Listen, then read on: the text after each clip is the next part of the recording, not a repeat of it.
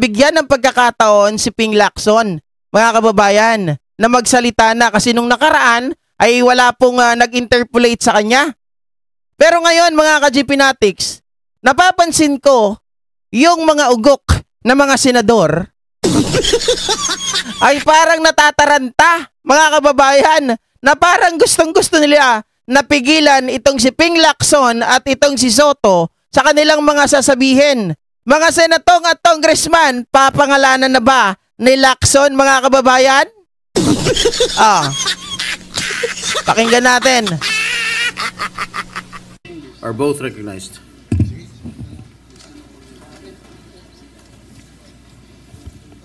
Thank you, Mr. President. Will the distinguished gentleman from Cavite yield to some questions regarding his privileged speech last week? Okay. Certainly to the distinguished minority leader, our minority leader, and I cannot let this opportunity pass without acknowledging the exemplary leadership recently displayed by our minority leader. Not many among our colleagues know Margie, Daddy he gave way Ice, to all the members of the minority. No? Yung membership po ng Commission on Appointments, binigay niya kina Senators Legarda, Subiri, and Risa Ontiveros. Hindi lang yun, pati yung set, binigay pa po dito sa this humble representation. So oy, that's the natakot mark of lang a true yung mga leader, yan. Mr. President. So, kaya binigay sa kanila yung Commission on Appointment slot, mga kababayan. At tinatawa ni Lacson, no? Natakot lang yan, baka ilaglag nyo. thank you, distinguished minority leader. Thank you, kind sir. I'm humbled by the manifestation. Thank you. Just to refresh our colleagues also, Mr. President, if I may continue. You mentioned in your privilege speech some contractors and some of the owners. Now, Mr. President, may I go on? The Alpha and Omega construction and the St. Timothy constructions were included in the top 15 flood control contractor list from President Bongbong Marcos on during his press conference. And if I'm not mistaken, you also mentioned something to that effect in your privilege speech. Now, on the Securities and Exchange Commission papers, iba-iba po ang owners ng composition of the company. But in actuality, alam ng lahat na isa lang may-ari nito. Same owner of the ones blacklisted St. Gerard Construction. Now, they will deny this fact until they can. However, in one of the tax cases filed against them on 2022 before the Court of Tax Appeals, CTA case number 10472, to be exact, the same and one address lang ang ginagamit for St. Timothy, St. Matthew, St. Gerard, and Alpha and Omega Construction Corporations. Also, the majority stockholder of St. Timothy, who owns 85% of the company, named Miguel Juntura, was the marketing director of St. Gerard.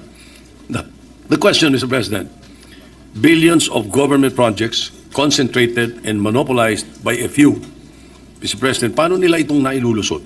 Who monitors this kind of circumvention? Ito na. We have an agency, Mr. President. It is called the Philippine Contractors Accreditation Board, or PICAB, which is the implementing board of the CIAP, a Construction Industry Authority of the Philippines. Incidentally, this authority is under the DTI.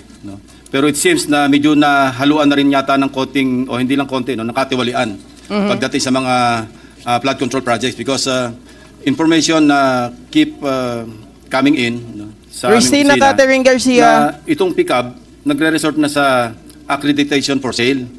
May mga ganyang reports, and I've talked to some contractors, private contractors, na they had this experience of being offered accreditation by PICAB, na sila na yung bahala sa bank certificate and other requirements for a fee of, I think, 2 million pesos for a start.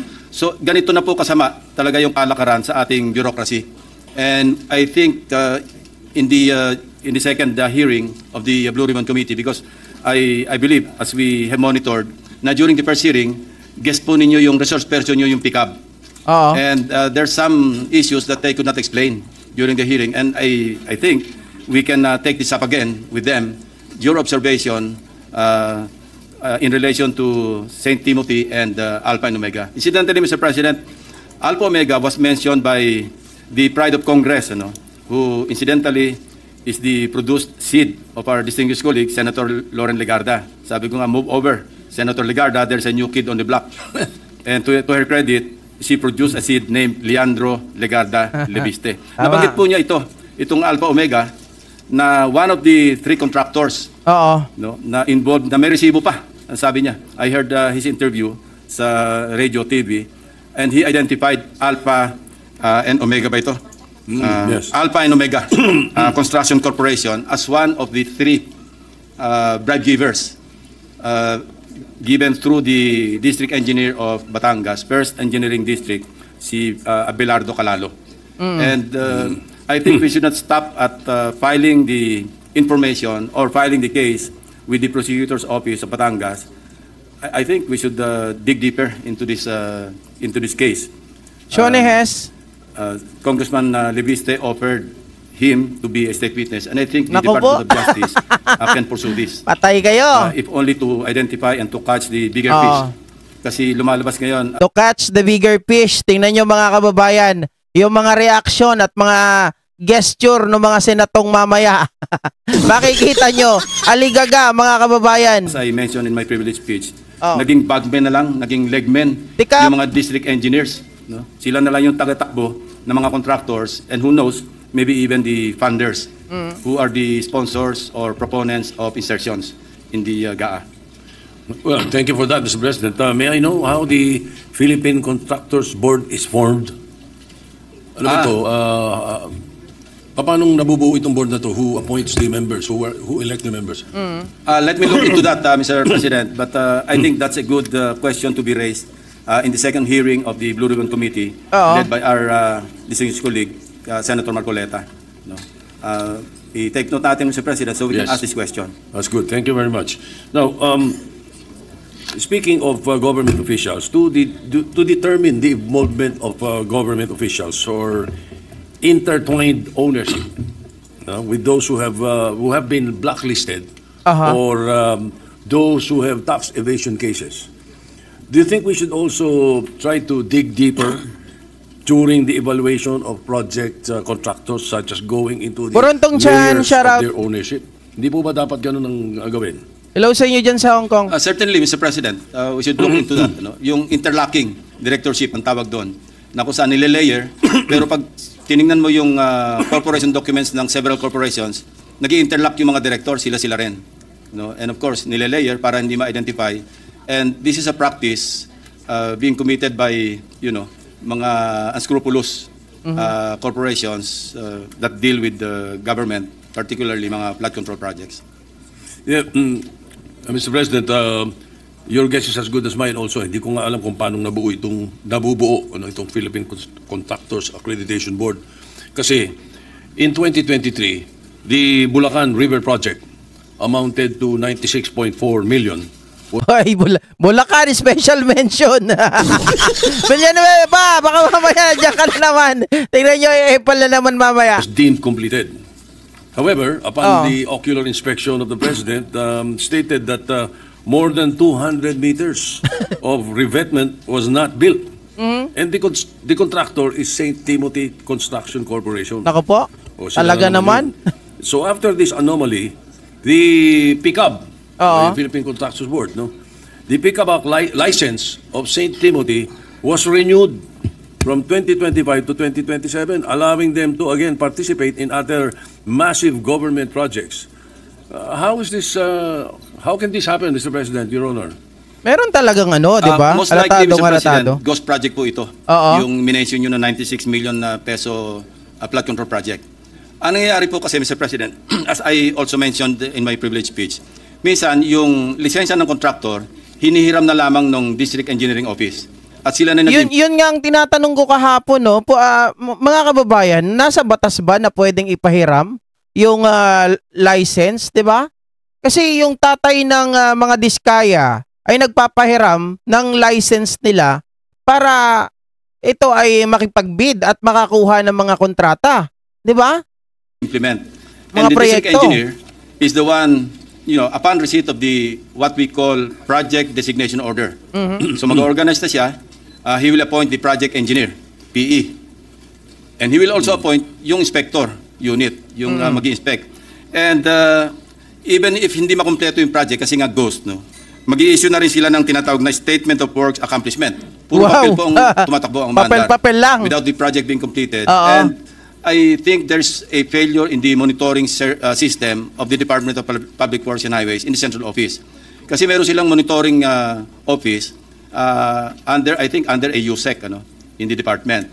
Ito yung nagmo-monitor ng progress ng lahat ng mga projects, not only flood control projects, but all kinds of infra projects under the auspices or supervision of the Department of Public Works and Highways.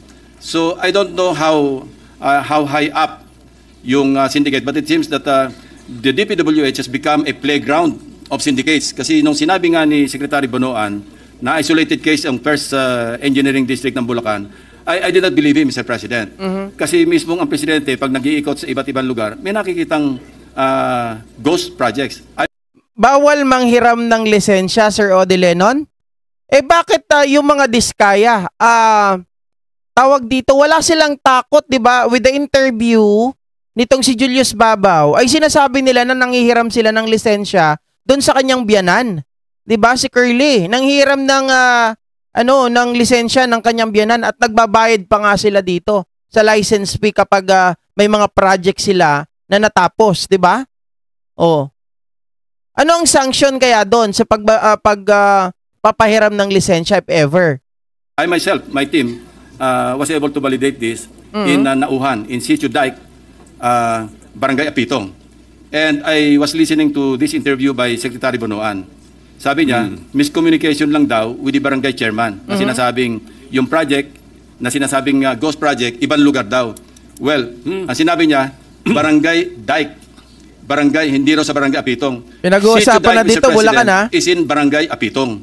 And our basis for locating that particular ghost project declared as completed, pero walang project na nangyari, pinabalidate lang namin doon sa barangay chairman and some residents na talagang wala silang nasaksihan na construction ng flood control projects in that area. Kasi isang sitio lang naman to, Mr. President. Yung sinasabi niya, miscommunication, mali raw yung aming team, which I cannot accept, Mr. President. Because, I have this habit of validating, counter-checking, validating again before I open my mouth, especially in a privileged speech, because I know I will be fact-checked.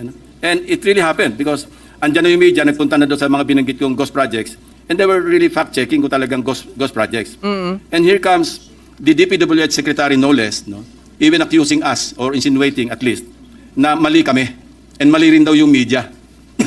So how could the Bulacan First District Engineering Office be an isolated case kung laganap na yung kaso? And tama. Mr. President, yung ginawa namin, in-undertake lang namin mga case studies because I already anticipated. Tama yung tanong ni Lacson, mga kababayan, mga buhaya talaga to. Paano naging isolated case? As per Leandro Libiste, mga kababayan, yung sinabi daw ng district engineer na nagbabribe sa kanya, ay ito ay talagang nakakalat na all over the Philippines, di ba? Diyos mio. That line na hindi isolated case yan. Actually, we were ready to deliver, I was ready to deliver my privilege speech after Nauhan or after kinakabahan na si Villanueva. Sufficient na po yung mga case studies doon. But I told my staff, let's wait a while. Kasi sasabihin niya isolated case yung Oriental Mindoro. Let's go to other places. And luckily for us, Mr. President, the President launched 1 week after his SONA, he launched the Sumbong sa Pangulo.ph website. And it was very helpful actually. And it continues to help our netizens, the media, and other people concerned with anomalous flood control projects. Ang laking tulong po sa amin because exact location, the website provided us with the exact grid coordinates. Kaya nga pati yung multo, pati yung guni-guni, nakita namin eh. Imagine, wala ka nakikita ng project, pero natukoy pa rin ang aking team or teams kung saan nakalocate yung ghost projects. Why? Because of the Sumbong sa Pangulo website. Hindi makakailan, Mr. President. That's the reason why we were able to locate several ghost projects, mostly in Bulacan. Kasi as I also mentioned in my privilege speech, yung Bulacan First District Engineering Office, yun ang pinaka-notorious, at least from where I sit, Mr. President. Ginoong Pangulo, Mr. President, ngunit kung completed na yung project, pag sinabing deemed completed, nabayaran na to. Babayaran, Mr. President. Babayaran o nabayaran na? Nabayaran. And there are several signatories like for a project inspection, it has to be declared complete para ma-release yung payment. Pipirma dyan yung inspectorate team, yung assistant district engineer, and the district engineer. At kung sino-sino pa. Paano pong nakakalusot yan? Di alam nila lahat. Well, they should be held accountable and criminally liable, Mr. President. No, if not Correct. administratively, criminally. Kasi kung hindi negligence ito, may criminal may violation sa batas, Mr. President. Kasi why would you certify on something na hindi naman totoo? Kaya nga. And that's the reason why, kasi naabuso na in the course of time, Mr. President, hindi na nagkasya doon sa tinatawag kong pie sharing. Nagtipid pa, nagmenos pa, ginos project na, minaximize na. Kaya nga sabi ko, hindi na flood control ang hinahanap ng Pilipino, grid control. Kasi nasobra na yung grid na sinagasaan ng lahat. Wala na. Hubris, yung tawag natin doon, Mr. President, hubris. Kasi nahirate, and we also encountered... Sabi ni Ma'am Linta Muri, malapit na kasi ang tawag dito, sabi niya gano'n, malapit na daw ang Todos Los Santos, kaya maraming gumagala na kaluluwa. Hamag na yan. BMB Family, shoutout sa inyo ha. Cases or case studies wherein nag-ghost na, pinos pa yung lock harder, ginos pa ulit for the succeeding year. Kasi pagka nag-ghost ka na, ang pantakip mo, yung succeeding year project, di ba? Yung napondohan na naman. Pagtakpan na yon, mahirap nang hanapin yung ghost kasi meron talagang project. So meron kami na-encounter na 2 beses pang ginost, pangatlo, saka palang ginawa, pero na-late na, inabot na ng Habagat, inabot na rin ng Krising, Dante, at saka Emong. Ala, pinagkapirahan na, nagastos na. Natin. Napaikot na yung pera. Kung itong mga pondo na to, hindi inilagay sa budget. Ganun pa rin ang Pilipinas eh. Pero nakatipid tayo ng napakalaking pera na napunta lang sa bulsa nila. Hindi po ba? Ganun ang nangyayari. Yes, Mr. President. But kung hindi naman natin popondohan, wala naman tayong flood control projects. Wala naman tayong mga dikes that will protect our farmers in low-lying areas. So I think the better solution is really to, put our foot down on the entire process of implementing Master Rapid TV. From the time a legislator proposes an insertion in the budget measure. Although ano kaya nararamdaman ni Villanueva ngayon? Nanginginig na yung tuhod? Sabi niya siguro tinitira tayo nito mga to. Implementation, dapat talaga mayroong nagmo-monitor. Ang problema, nagmo-monitor dito, Mr. President, DPWH din.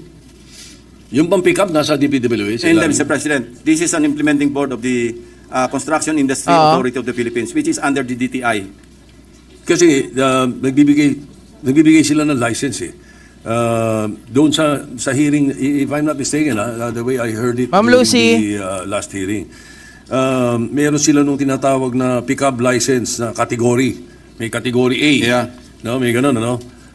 Ano po ba ang threshold amount per project that you can bid out? Meron pong categorization yan eh. Mayroong classification table ito. Based on the Board Resolution number 201, Series of 2017. Pick up the... Grabe na ang kapal ng mukha ni Joel. Wala nang hiya ang mga yan. Kaya nga eh, mga kababayan, panay. Ngayon talaga grabe po sa lahat po ng mainstream media, SOCMED, mga kababayan, ang pinakasikat na pangalan na tabunan na si Escudero. Si Villanueva na, mga kababayan, kasi dakila daw sinungaling. Diba? Naturingan, mga kababayan, na siya po ay isa sa mga leader din, tinitingala ng religious group, tapos ganon. Mga kababayan, nagsisinungaling, kesyo hindi kilala, diba? Hindi siya nakikipag-usap sa mga ito, hindi siya naglalabi, alokohan. Yung engineer niya na ang umamin, siya po talaga nagbibigay, nagpupondo ng mga project, patay. Team 2 nagkakategorize dito.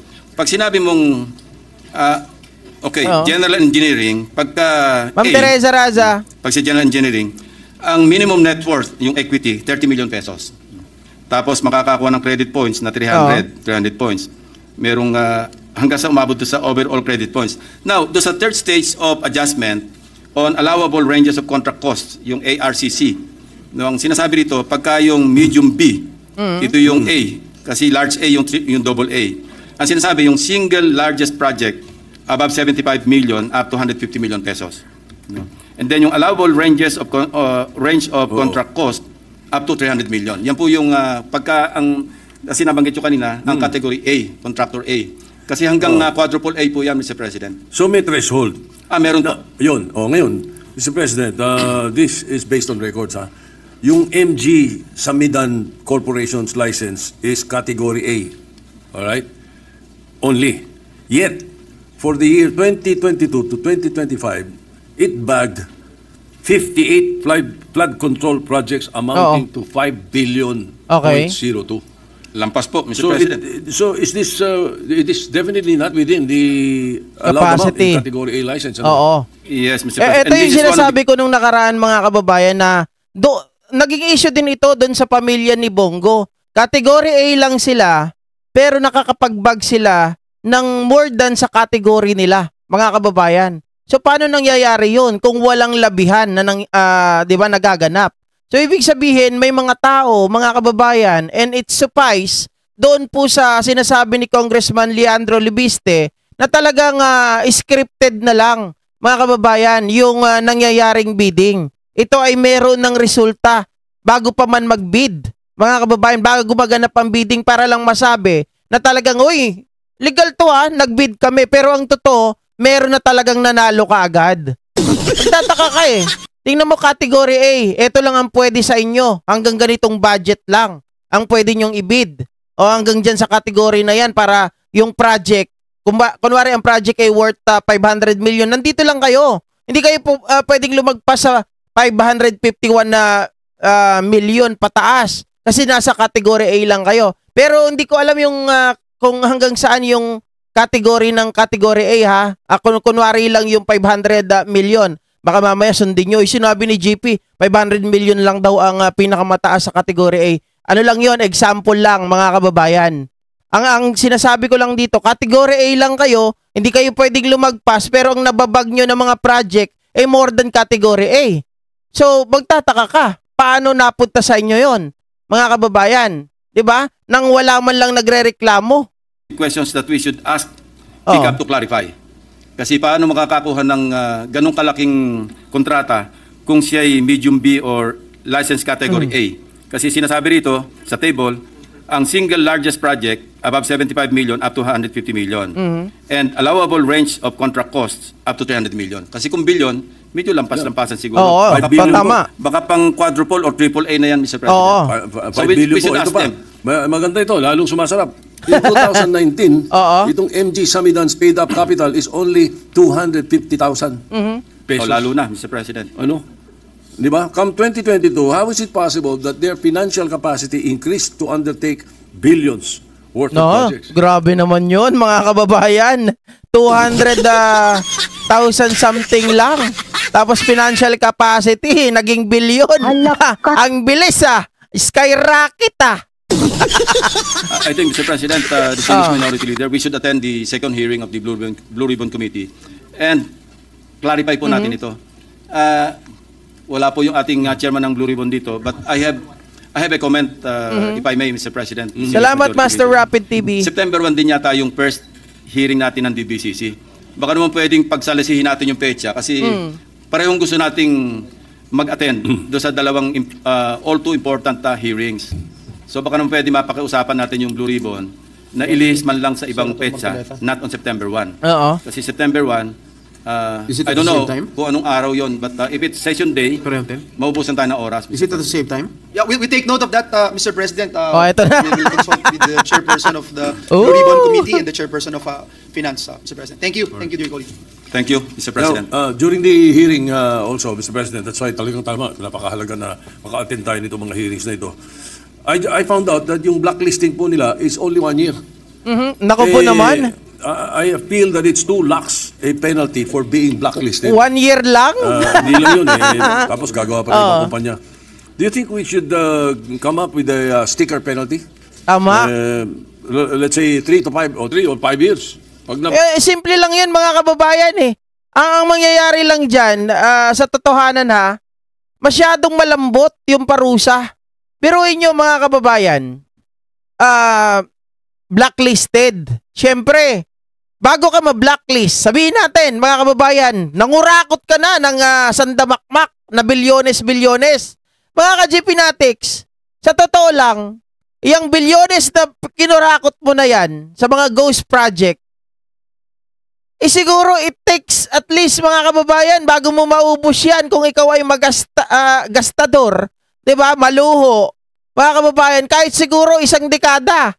Oh, 'di ba? Tapos ang gusto niyo mangyari, 1 year lang na mabablacklist, magpapahinga lang yan, tatawanan lang kayo. Gano'n lang kabilis ang 1 year. Mga kababayan, pag natulog ka, sigurado. 'Di ba? Mga ilang araw lang, mga ilang buwan, mga ka-GP Natics, ayun na, magpapalit na ng taon. Sobrang bilis lang ng 1 year. Oh, pag after na nila ma-blacklist, open na naman sila, ayan na naman, kurakot na naman. Sana magkaroon ng isang matibay na parusa para sa mga ito. Sabi ko nga why don't you buhayin na lang, di ba? Yung death penalty. O kaya naman ay tawag dito mga kababayan, pag napatunayan, bukod doon, sigurado sa death penalty, samahan nyo na ng lahat ng mga ari-arian nila. Kamkamin, ipamigay sa taong bayan. Blacklist ka, dapat 5 taon, hindi ka pwede. Oo. What do you think, Your Honor, Mr. President? Mr. President, I was told that the creation of PICAB is under Republic Act 4566. And I think we should revisit RA 4566 para ma-check natin itong, I won't say anomaly, but itong... Grabe si Jenny Ramos, Dapat daw isama sa simento na mga project, yung mga kurakot na yan. Pampatibay, di ba mga kababayan? May kasabihan ng unang panahon, di ba? Merong mga lumalabas na yung mga pagpapatayo ng mga tulay na yan, kailangan paduguan para matibay. Pag nilagay mo yung mga contractor doon, mga kababayan, dahil nga sa kurakot, baka sakaling tumibay. Kasi ngayon, walang tibay Kulang sa bakal, kulang sa simento. Kapag sila nilagay doon, baka sakasakali. Hindi na matibag. Kailan i-update natin yung batas, Mr. President? Good, Mr. President. At least we would be able to look into that piece of legislation. Now, may I know what construction company are you referring to? Yung malitang paid-up capital. MG Samidan. MG? MG Samidan. Thank you. All right. Ito, madalas kong naririnig sa inyo ito not only during the campaign, but many years ago. You're very concerned about the regional development councils, the local development councils. Ang sinasabi ninyo, dapat pag-akyat sa NEP or paggawa ng NEP, nakikinig sa local development councils, sa regional development councils, hindi po ba? That is correct, Mr. President. Kaya mahalaga rin talaga itong DBCC na hearing. Ngayon, why are there flood control projects in areas identified by Project NOAA as having little or none flood risk? Why are we spending billions of pesos on projects that these areas, when many areas are drowning during a single habagat? Paano nangyayari po ito? Ibig sabihin, hindi nakikinig doon sa Regional Development Council o the Regional Development Council ang humihiling?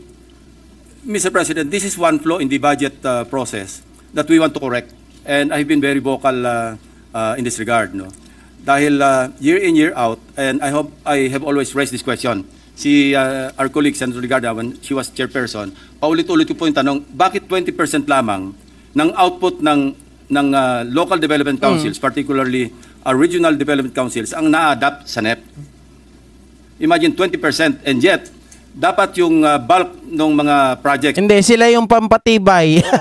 Parang yung mga usapan noong unang panahon, mga kababayan, kaya daw tumitibay ang mga tulay. Kasi pinapaduguan, 'di ba? Kaya nga daw nagkakandawalaan ng mga bata dati. Urban legend, 'di ba? Yan yung mga usap-usapan dati. Kaya daw nawawala yung mga kabataan, mga kababayan, ginagawang palaman sa simento sa mga tulay para tumibay. O total, hindi matibay yung mga ginagawa nilang mga mga flood control project. Sila na lang yung ilagay, 'di ba? Kasi nga ang sabi sa urban legend, mga kababayan, sila daw yung nagiging bantay. Di ba pag nilagay mo sila doon, pag naitayo na, bantay sila doon sa tulay. Mga PPAs, no? Projects, programs, and activities. Dapat ang bulk yan nanggagaling sa local development councils. After all, who would know better the needs and priorities of the localities than the local development councils? Ang nangyayari, Mr. President, alam nyo, yung district representatives natin.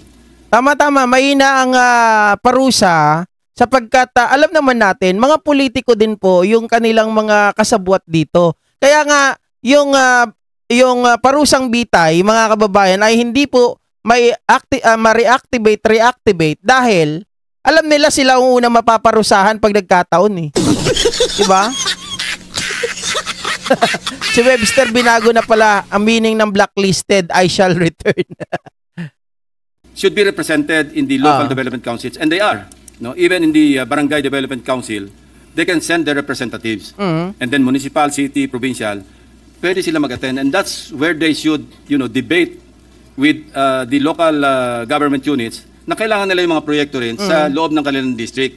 Na sa ganon, when the budget call comes, nakasama na sa National Expenditure Program yung output ng mga regional development councils. Ang nangyayari, Mr. President, normally, ay, tama, Jenny, naipasok mo pa yung naalala ko. Di ba? Siyempre, pagpatay na mga kababayan, tagabantay. Sila na ngayon yung tinatawag na ghost.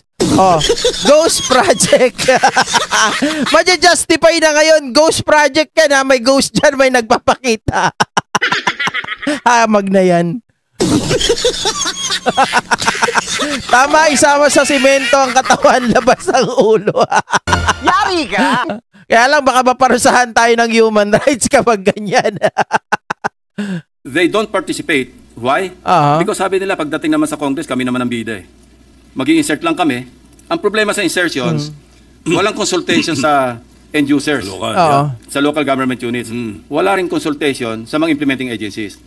And that's the reason why, again, during budget deliberations, I had always questioned, bakit ang laki-lagi ng parang ito lang ata yung matino sa bagong Pilipinas na slate nung nakaraang eleksyon, yung dalawang ito. Ito lang yung tingin ko pinakikinabangan natin ngayon eh. Unused appropriations. Nandiyan tayo sa mga 400 billion a year. From 2010, I think, up to 2020, for 10 years, parang ang average natin on a yearly basis, parang 452 billion. Why? Because the implementing agencies would not know how to implement the projects because they were not consulted. And remember when we talked to Senator Mark Villar, some time ago, I thought he would take it against me when he was DPWH Secretary na binabawasan ko yung budget ng agency niya. And he told us, no, as a matter of fact, we were thankful, even the other agencies, other departments, were very thankful that you were pointing out that the insertions or the amendments introduced or proposed by legislators, hindi man lang sila kinonsulta. And that's the reason why yung unused appropriations kept adding up. Kasi kung hindi nila alam, wala silang program of work, wala silang planning, paano nila implement? Ang problema nga, Mr. President, and I think ayaw nating marinig ito, the Filipino people hate to hear this, and we're also afraid to say it. Pero ang nangyayari, pinapasukan ng personal interest eh. Yung insertions, bisan sometimes nagiging supplier-friendly or contractor-friendly. Exactly. Hindi na iniisip talaga kung ano yung needs and priorities of their constituents. Halimbawa, nakadeploy yung aking, contractor ako, congressman din ako, nakadeploy yung aking mga equipment sa isang lugar. Yung mobilization nun, pag deploy ko sa ibang lugar, medyo magastos. So doon ako mag-i-insert doon sa lugar na nakadeploy ng equipment ko. Tama. Kahit hindi masyadong kailangan. Ay, talaga hindi kailangan, Mr. President. And sometimes, alam din naman natin ito, Mr. President, na yung pagpili ng mga district engineers, mayroong say ang mga district representatives. It works both ways, Mr. President. Naglalabi yung district engineer para mapunta siya sa district. Hindi ako hindi ako nagsisi na talagang number 1, number 2 ko tong dalawa na to. Mga kababayan, yung iba wala, pinagsisihan ko eh. Mga display eh. Diba? O kahit si Tulfo, display. Itong si Erwin, mga kababayan, display din eh. Si GMA ang nagtanggal ng death penalty, tama. Ang gagamitin niyang tagalabi, district representative. Tama. Yung naman district representative, gusto niya, bata niya yung district engineer. Oo. So pag it has come to a point na pag nag-insert, minsan, hindi na ito hundreds of millions. Mhm. Umabot na minsan ng 10 billion pesos in one district.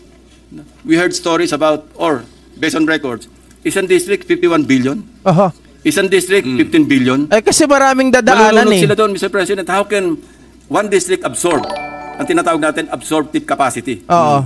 How could it absorb 51 billion pesos worth of projects in a district? Pinapatamaan mo ba si Pulong?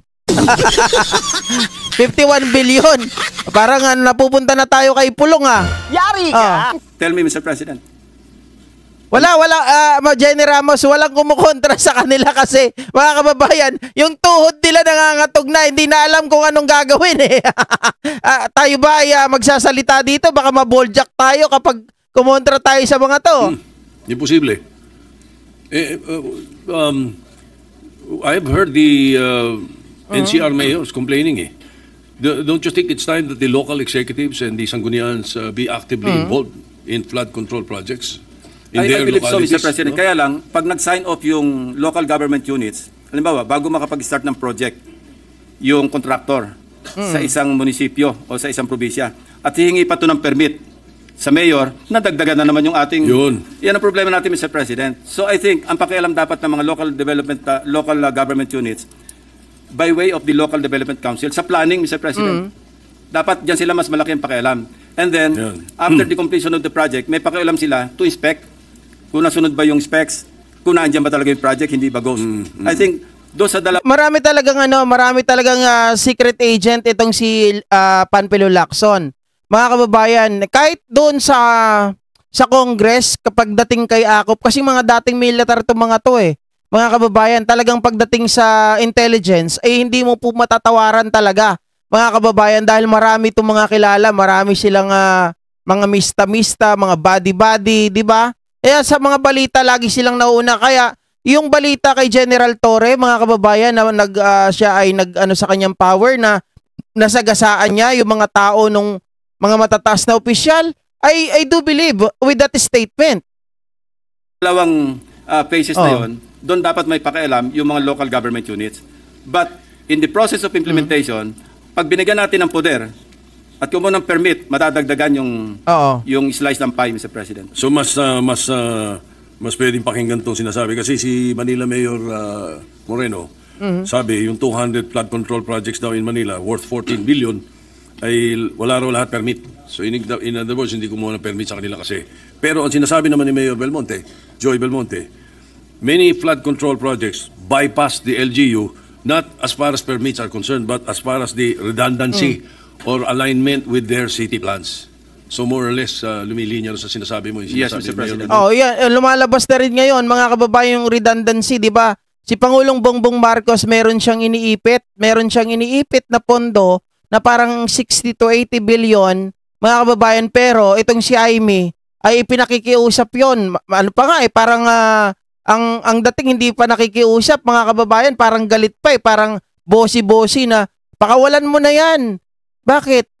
Kinakawawa mo yung mga kalaban mo tapos binibigyan mo ng pagkakataon yung mga kakampi mo na pumalakpak sa'yo. Pero yung mga nag-o-oppose sa'yo ay ginigipit mo. Parang ganun yung gustong sabihin ni Aimee. Diba? Alright. Now,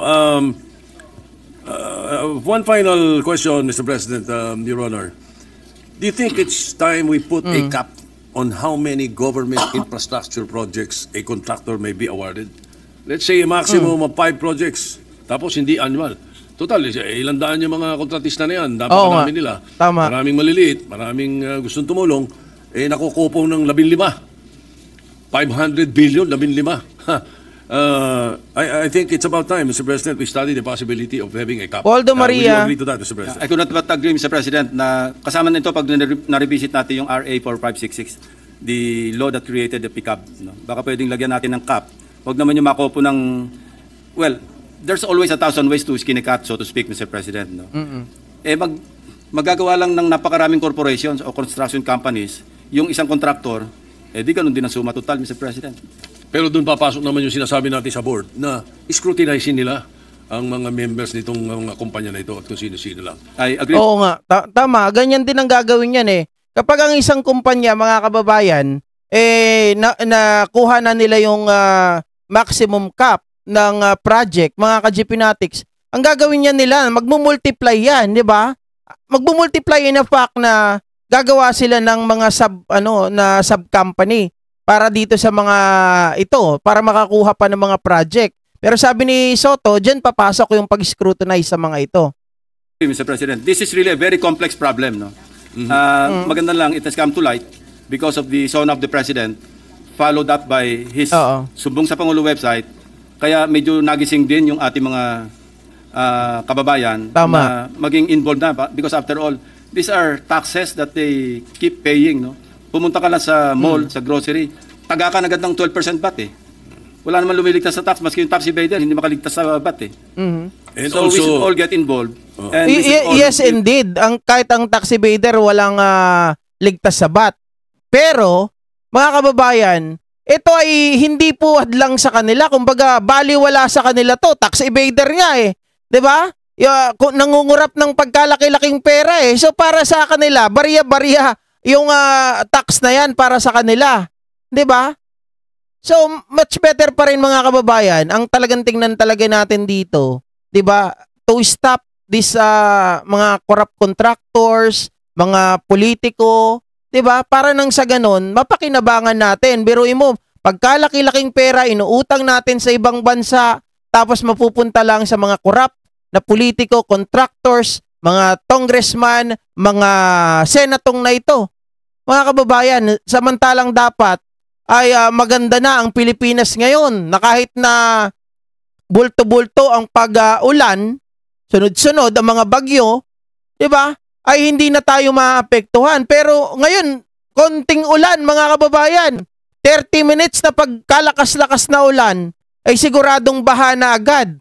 Kaya nga ang daming mga pre-flood, tawag dito, mga tinatawag nating mga lugar na talagang grabe, 'di ba? Baha ka agad eh. Really, for a change, no? Kaya nga ako, when I was interviewed once, and I intend to manifest during the hearing, the first hearing with the DBCC, gusto ko i-manifest, Mr. President, for a change, i-adapt na lang natin yung NEP eh. So it's all on the executive department. I-monitor na lang natin how, or i-oversee na lang natin how they implement their own budget. No? But you know, it's easier said than done. No? Because we're only... Dito may problema dito, Marinel Bascos. Sabi niya, common sense bago sila magbigay ng mga bagong project sa isang contractor, siguraduhin na natapos yung project. Kapag hindi na-meet yung deadline, hindi sila pwedeng pumasok sa bidding. Diyan dapat pumapasok, mga kababayan, etong DPWH. Ang problema, yung DPWH, ay mga kasabwat din nila. So, sabi nga ni Lacson kanina, mga kababayan, yung ipinapakita sa kanila ay mga papel-papel na lang. Tapos na yung papel, tapos na yung proyekto, 'di ba? Nakikita dun sa papel, pero pag pinuntahan mo physically, aba, mga kababayan, mga ghost project. So kung ang titingnan mo lang yung mga papel, mapapaniwala ka. Talagang maluloko ka. Pero kapag halimbawa, active talaga itong mga ito at they really wanted to hold them accountable, mga ka-GPnatics, puntahan nyo lahat ng mga proyekto na yan, 'di ba? Araw-arawin nyo kung pwede, magpadala kayo ng mga tao dyan na nagmamanman, ewan ko lang. Oh, 'di ba, kung hindi matapos yan. At kapag halimbawa may nakita, kulang ito sa bakal, kulang sa simento, report kagad, 'di ba? One house and we are 24. Of course, some of our colleagues have their own advocacies, no? Well-intentioned. Tita Josephine, na hindi naman siguro papayag na as is where is yung ating NEP. Okay. But I'm tempted to manifest and even move that we adapt. Wala pa tayong trabaho. Mr. President, with the indulgence of our minority, I can end this now. I can end this, Mr. Majority Leader. Thank you very much. At malaking bagay din nakatulong yung privilege speech ng ating colleague from Cavite. Congratulations for that and thank you very much. Majority Leader. Mga kababayan, si Joel Villanueva gusto pa magsalita.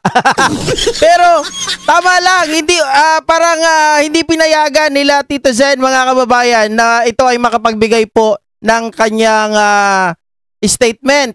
Kumbaga parang, teka lang, easy ka lang bata. Bakit parang ang init-init mo? Teka lang, kala ko ba wala kang alam? Kala ko ba di mo kilala tong contractor na to? Kala ko ba di mo kilala tong mga district engineer na to? Diba? Parang mga kababayan parang alam mo yung labanan ng muna ng isip kung papangalanan na ba ako ng mga to? Baka mamaya mamaya nasa nasa mainstream media na ako. Ang totoo naman, nasa mainstream media ka na talaga. Di ba? Pero nakita ko, mga kababayan, talagang gigil na gigil si Joel Villanueva na gustong-gusto talaga na magsalita. Kaya lang pinigilan siya. Teka, hold your horses. Merong tamang time para sa pagkakataon na ilalabas natin yung mga pangalan. Doon ka magsalita. Siguro sa investigasyon, mga kababayan, na mangyayari. Antayin natin yung committee na yan sa pag-iimbestiga nila at sa pagpapangalan ni Senador Ping Lacson pagdating sa mga ito. At doon po tayo talaga. Kung mapangalanan tong si Villanueva, tatawa tayo ng gusto. Maupo ka na lang, JIL, sabi ni Desi. Mama, Ilocanan ka na. Sabi ni Jenny Ramos, didepensa lang yan. Kaya nga mga kababayan, hindi pa naman siya tinatanong. Pero gusto nang dumipensa agad, halatang guilty.